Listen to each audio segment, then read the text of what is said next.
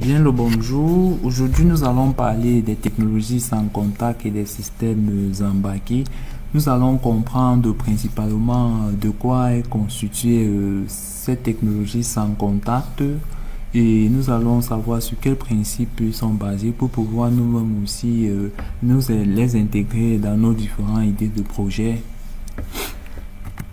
Nous allons parler des technologies RFID et NFC qui sont en soi des socles du sans contact. Nous allons parler du principe de communication, de l'architecture. Ensuite, nous allons prendre des applications directes dans la vie réelle. Et pour illustrer mes propos, je vais prendre des exemples avec le tag RFID que nous allons associer à la carte Arduino Uno.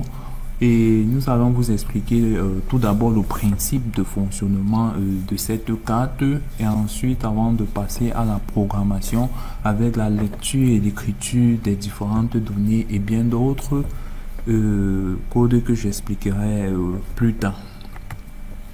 La RFID, Radio Frequency Identification, signifie identification par radiofréquence. NFC, Near Field Communication, signifie communication à champ proche. Tous deux communiquent dans le spectre des ondes de radio. Et pour la RFID, elle peut fonctionner sur deux formes, la forme active et la forme passive. La forme active, c'est celle dont elle a sa propre énergie électrique et donc va pouvoir générer ses propres ondes. Et la forme passive, elle est dépourvue de source d'énergie et va donc être baignée dans un champ magnétique pour pouvoir elle-même créer son propre champ. Et ensuite, la RFID fonctionne par transfert électrique pour des grandes fréquences et par induction magnétique pour des fréquences basses. C'est pourquoi nous allons directement toucher la NFC et qui fonctionne à la voie passive et donc par transfert par induction magnétique. Et elle a une portée inférieure à 10 cm, d'où la notion du vraiment sans contact et très proche. Et après, nous avons la RFID qui peut communiquer jusqu'à plus de 100 mètres. La NFC a pour caractéristique principale de pouvoir fonctionner à la fréquence de 13,56 MHz parce qu'elle est facilement implémentable et elle est ouverte à tout le monde. Le principe de communication pour la NFC, parce que c'est celle qui nous intéresse le plus et c'est simple, comme je l'ai dit, nous avons ici le lecteur qui est alimenté électriquement et qui va générer un champ électrique et dans la carte baignée à l'intérieur, il y aura donc circulation du courant électrique et donc il y aura induction magnétique aussi et elle va donc pouvoir générer elle-même ses propres ondes. C'est sur ce principe que s'appuie la NFC à la fréquence de 13,56 MHz. Vous pouvez donc voir cette image qui illustre facilement mes propos et un exemple direct. Quelques applications dans la vie. Nous avons la NFC qui sera le plus de temps au service des personnes avec la biotique, c'est-à-dire l'achat et la validation des transports, des billets de transport dans les transports communs. Ensuite, nous avons les paiements, que ce soit mobile, que ce soit bancaire, que ce soit sans contact. Bref, nous avons aussi la sécurité.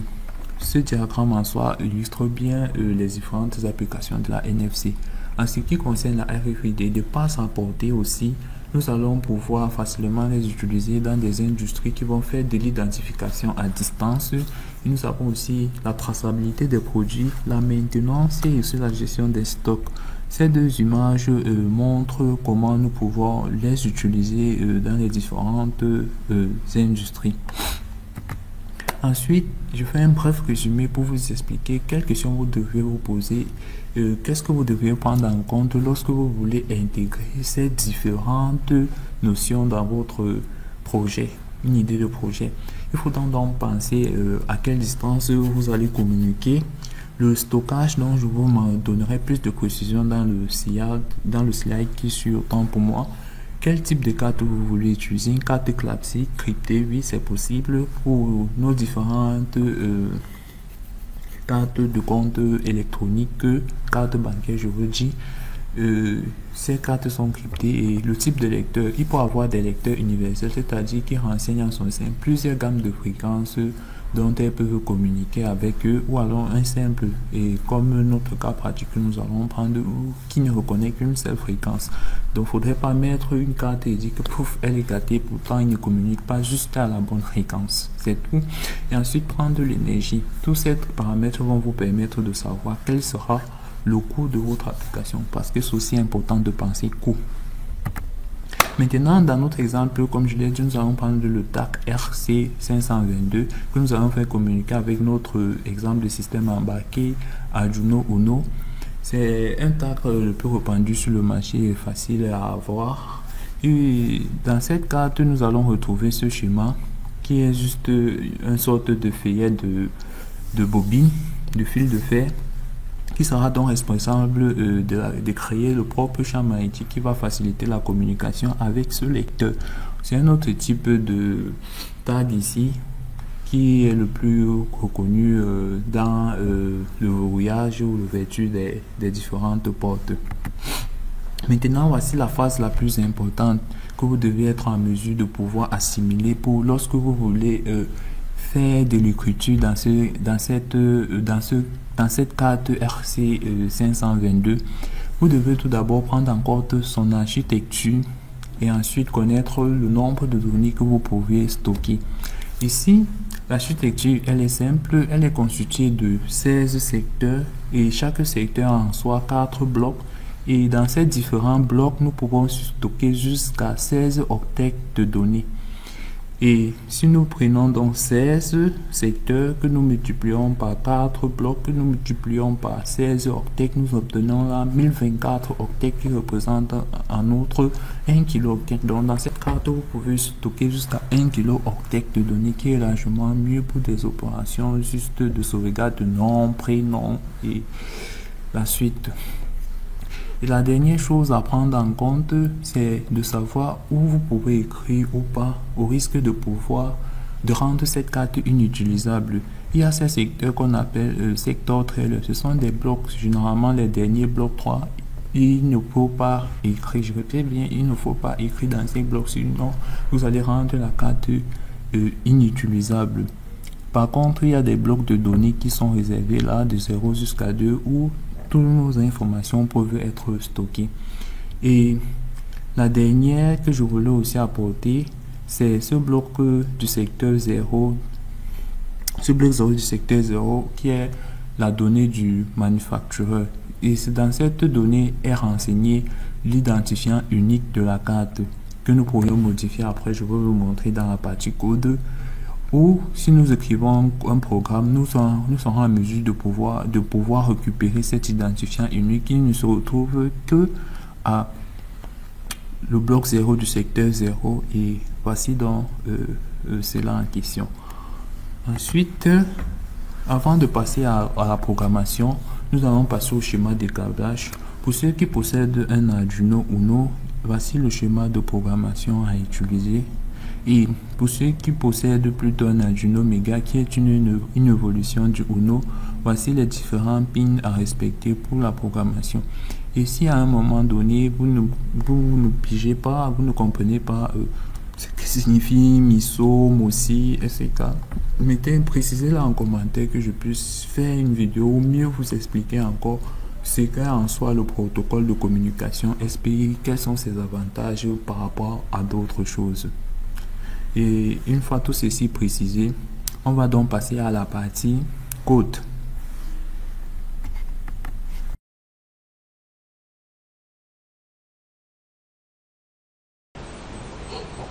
Du coup, pour la partie pratique, nous allons expliquer le code. Du coup, ça va nous permettre de lire et d'écrire les différentes données. Déjà, j'utilise Arduino 2.0. Et la dernière version, en soi, le design est différent, les classes est différente, c'est comme ça, le taux de compression, opération syntaxe sont là. Du coup, sans plus tarder, nous avons besoin de librairies pour pouvoir communiquer avec le TAC. Donc, du coup, une fois cela fait, nous utilisons les pistes de connexion. avec lesquels nous allons communiquer. Ici, là, nous créons une classe MFR 522. Nous définissons la clé et nous définissons donc le bloc et la donnée qui va être écrite dans ce bloc. Ensuite, nous passons au statut qui sera important pour savoir si la clé peut être authentifiée ou non, inscriptible ou pas. Nous initialisons la communication série, la communication SPI. Ensuite, dans la boucle loop, c'est la boucle qui tourne indéfiniment et qui sera en train de scruter les données. Ouais. Et nous allons d'abord initialiser le bloc dans lequel nous allons écrire. Après, nous allons vérifier s'il y a une présence d'une carte. S'il n'y a pas, on ne retourne rien. S'il y a, on va dire carte hypothèse. Ensuite, nous allons afficher l'identifiant unique. Après, ce que nous allons faire, nous allons tout simplement afficher le type et le nom du type de tag. En fait. Après, nous allons passer à la partie écriture. Nous avons écrit une fonction pour pouvoir réaliser l'écriture dans les différents batchs. Ensuite, nous avons aussi écrit une fonction de lecture qui va prendre en paramètre le bloc et la donnée à lire ou écran. Après, ce que nous allons faire, c'est de tout simplement afficher le bloc et de passer en revue tous ces 16 cases pour pouvoir récupérer le texte qui est là et affiché. Passons donc maintenant à la partie du code. Le code en ligne pour l'écriture, nous allons prendre tout simplement le statut et nous allons vérifier s'il est authentique ou pas. On fait une authentification. Si l'authentification est bonne, alors on dit qu'on affiche un message. Sinon, on affiche l'erreur pour le statut, l'erreur qui fasse que ce n'est pas possible de l'authentifier. Pareil que pour la lecture. Ensuite, qu'est-ce qu'on fait tout simplement? On va tout simplement lire la donnée. En fait. Et dans le bloc d'écriture, si je ne me trompe pas, c'est là, on va écrire le bloc. Donc en soi, voilà que le code qui a été réalisé, qui a été pensé et mis en place pour pouvoir réaliser tout cela. Voilà la fonction .write qui va permettre d'écrire dans les différents blocs pour nous. Maintenant, nous allons passer au test. Je vais prendre mon tag. Je vais, tel que je fais ici. Oui. Je vais et on me demande de placer le badge. Je vais placer. Et du coup, ça me renvoie d'abord l'identifiant comme on demandé.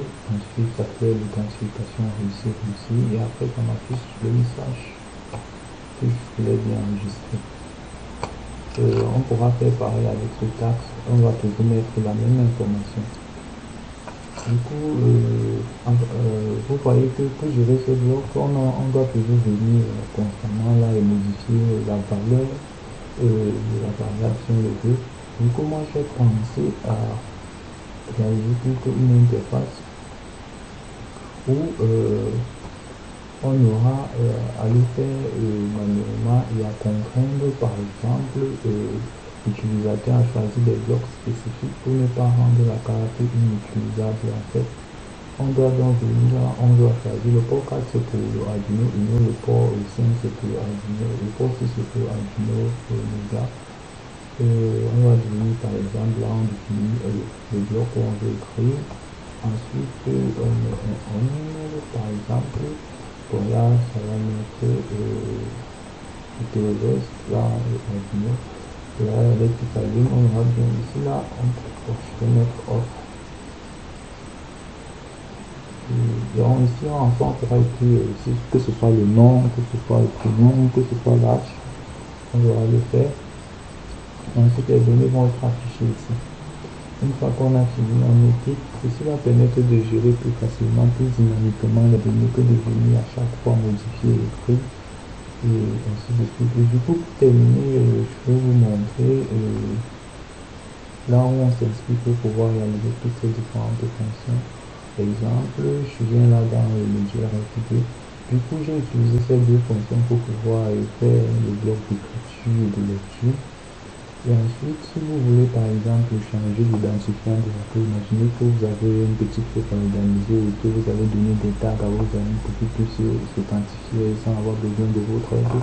Du coup, ce que vous allez faire, c'est de venir d'utiliser cette fonction euh, et de définir au niveau d'ici là les différents codes que vous voulez pour la reconnaissance en fait. C'est ici que je te dis, donc du coup ça regorge un ensemble de librairies qui peut vous permettre de fonctions, qui peut vous permettre de réaliser ce que vous avez envie, si vous voulez cloner même le, le tag, il y a tout le temps, mais il faut se pouvoir chercher toutes les données en fait. Donc voilà un peu de manière globale, de manière générale, le projet Prisati. Et si vous avez des questions, n'hésitez pas à laisser un commentaire, ça fera un plaisir de venir répondre. Merci.